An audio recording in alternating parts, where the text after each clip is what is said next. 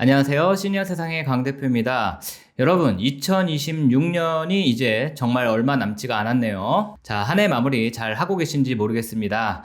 최근에 보건복지부가 내년에 대한민국 보건복지 정책이 어떻게 바뀌는지에 대한 업무 계획 자료를 공식 발표했습니다. 이 자료를 보면 아동부터 청년, 중장년까지 정책이 상당히 방대한데요.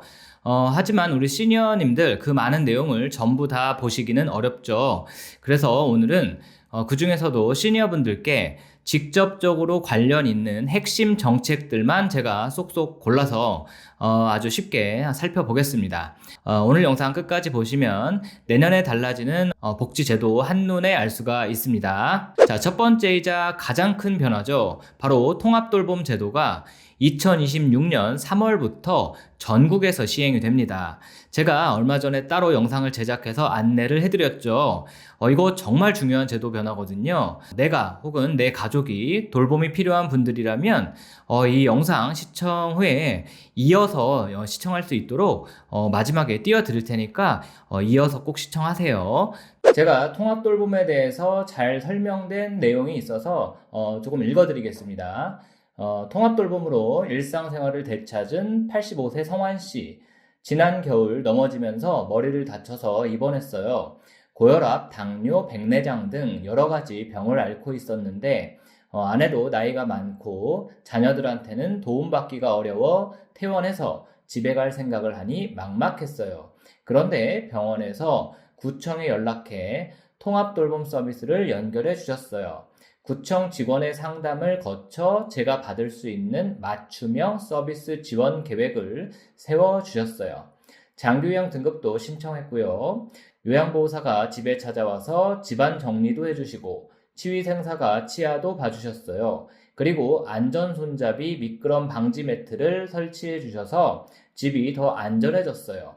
지금은 집에서 일상생활이 가능할 만큼 좋아졌습니다. 대략적으로 이런 느낌의 서비스라고 생각하시면 되겠습니다. 결국 이 통합돌봄의 핵심은 앞으로는 몸이 조금 불편해졌다고 해서 곧바로 요양병원이나 요양원 등 시설로 가기 전 내가 사는 집에서 받을 수 있는 최대한의 의료와 돌봄 서비스를 받을 수 있는 방법이 대폭 늘어나게 되는 겁니다.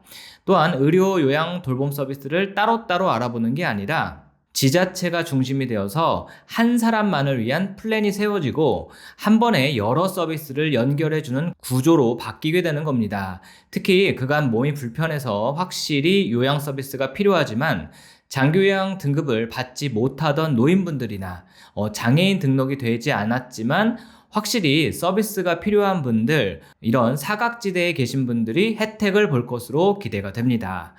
이런 통합돌봄 제도를 위한 준비 과정으로 관련된 인프라도 함께 확대가 되는데요. 의사가 집으로 찾아오는 재택의료센터는 2026년에 250곳으로 늘어나고요. 방문요양과 방문간호를 한 번에 연계해주는 통합재가기관도 350곳까지 확대됩니다. 두 번째 변화는 일하고 계신 어르신들께 정말 반가운 소식입니다. 그동안 소득이 생기면 국민연금이 줄어들까봐 일을 계속해야 할지 말지 고민하는 분들이 많으셨을 겁니다. 그런데 2026년부터는 노령연금 감액 기준이 크게 완화가 됩니다. 앞으로는 월 소득이 평균 소득에 200만 원을 더한 수준이 아니라면, 그 미만이라면 연금이 깎이지 않도록 제도가 바뀝니다. 참고로 2025년 기준으로 계산해 보면요, 약 509만 원 정도가 예시가 되는데요. 이 금액은 물론 확정 수치가 아니라 기준 예시인데요. 2026년엔 평균 소득이 변동이 되면서 이 기준도 조금 더 높아질 수 있겠습니다. 하지만 핵심은 분명합니다. 509만 원.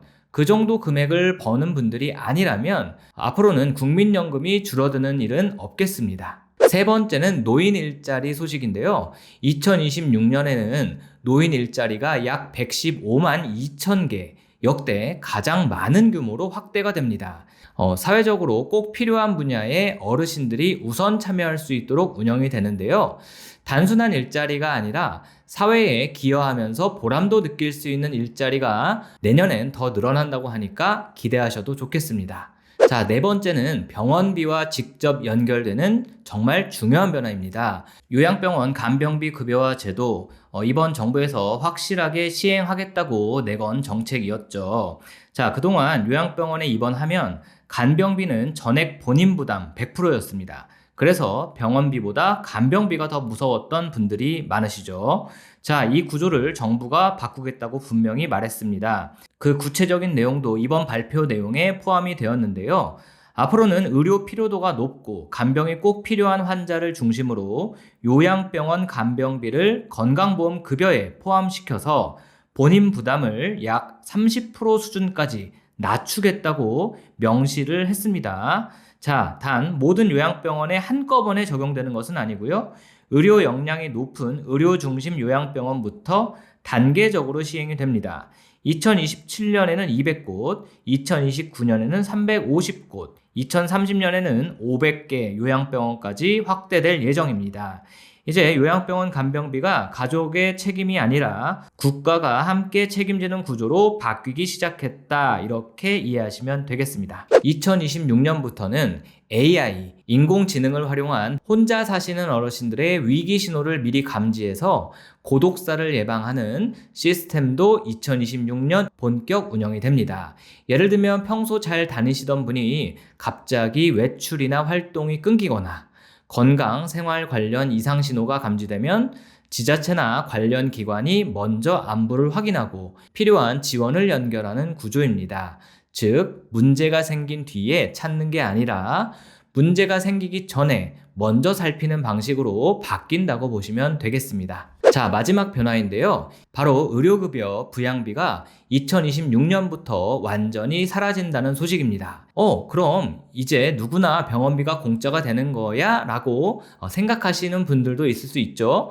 그건 아니고요. 이 혜택은 기초생활수급자 신청을 하시는 저소득층 어르신들에 해당되는 이야기입니다. 그동안은 내 형편이 어려워도 자녀가 돈을 좀 번다는 이유로 나라에서 자식이 부모님 병원비 좀 보태세요 라며 혜택을 깎거나 안 줬거든요. 이걸 바로 부양비라고 하는데요.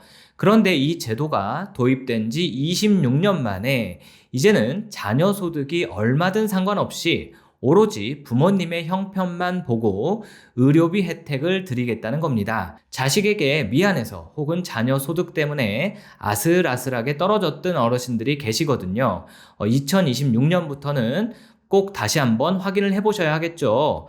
자녀분들도 이제 부모님 병원비 부담 국가와 함께 나눌 수가 있게 되겠습니다. 자, 오늘은 2026년에 확실히 달라지는 시니어 복지 정책 핵심만 정리해 드렸습니다. 제도가 아무리 좋아져도 내가 모르고 있으면 혜택을 받을 수가 없겠죠. 오늘 영상 필요하신 분들에게 공유 부탁드리고요.